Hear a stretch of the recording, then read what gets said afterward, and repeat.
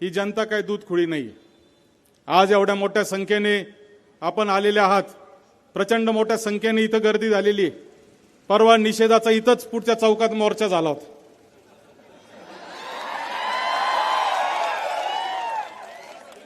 मीडियावाल्यांची जर हिंमत असेल तर दोन्ही फुटेज शेजारी शेजारी दाखवा.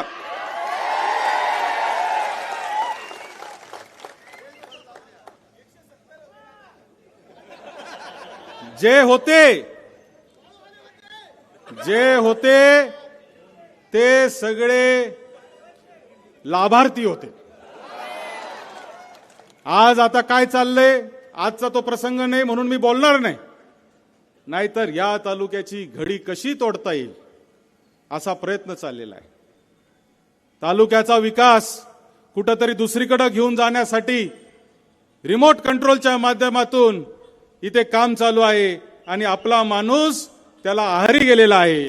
आणि म्हणून मला आपल्याला सगळ्यांना या निमित्ताने सांगायचंय, संगमनेर तालुक्यातल्या जनतेला मला सांगायचंय का हा प्रसंग जो आज आलेला आहे हा काय बाळासाहेब थोरातांनी विरोध केला आणि बाळासाहेब थोरातांवर काहीतरी बोलायचं म्हणून नाहीये.